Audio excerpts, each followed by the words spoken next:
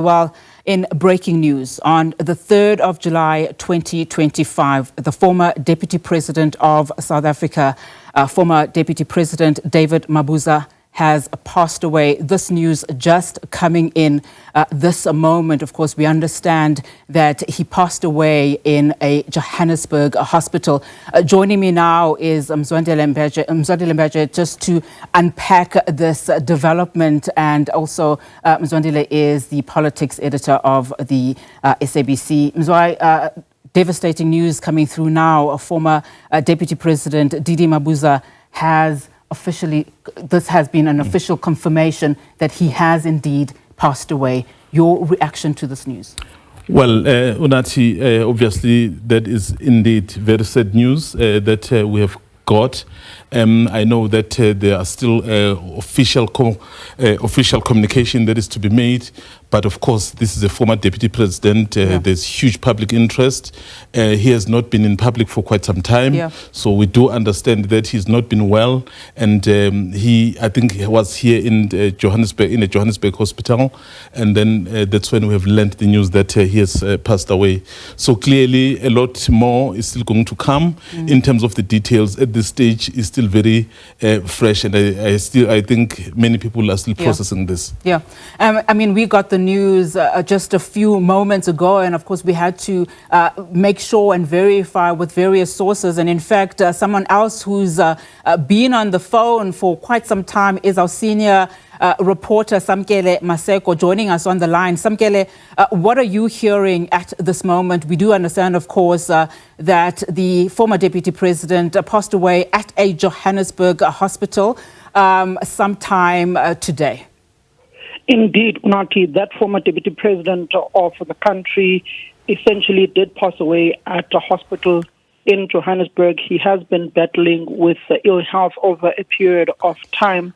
The family is going to be in discussions in the next foreseeable few minutes with the head of state, President Cyril Ramaphosa. We have been speaking to a number of sources within the political circles who have verified this particular news. This individual changed the political trajectory of the country, and his organization at the height of his political career touched the lives of many ordinary South Africans with his charm, with resolving their triple challenges of poverty, inequality, built a number of houses for poor people within his community, where he was ultimately a community leader, ultimately in the top echelons of government within that particular province. You are not going to reveal the name at this point in time of this former deputy president in anticipation of the statement that is going to come from the presidency and from his political home that he enjoyed membership for a number of years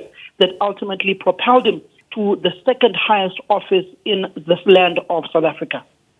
Absolutely, Samkele, and I would imagine that you will then keep us up to breast with, any information that you would be getting at this stage. I would imagine, Mzwandile, that the African National Congress at this particular moment is hardest hit in terms of these devastating news.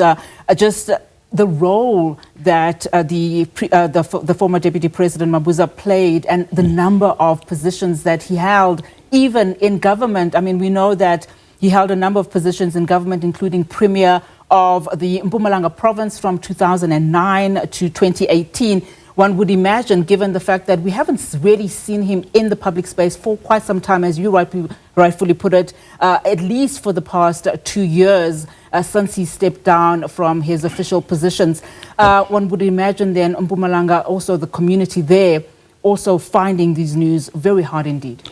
Absolutely, and he will be remembered, for that role, particularly in Nasrec, where perhaps people thought the presidential race could go one way, and he basically held the cards at the time, and then where he came up with what was called the Unity Project, where the current president, Cyril Ramaphosa, then was elected, obviously, in the 2017 elective conference of the ANC.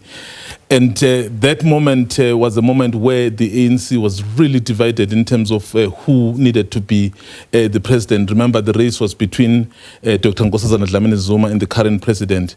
But of course, with the vote from Mpumalanga, that was not known where it was going to go, because in the preliminary races, the primary races, where the local elections of the ANC in the provinces was taking place, Mpumalanga, for example, didn't come with a name of the person who was to be preferred. In fact, it was quite interesting because they came with the name of Unity. You remember those delegates, they wrote Unity on that ballot box. So, which then gave him the cards in terms of who was going to be the president between Dr. Nkosazana Dlamini-Zuma and President Ramaphosa. And of course, that margin was not so big. It was, I think, around 78 in terms of the vote.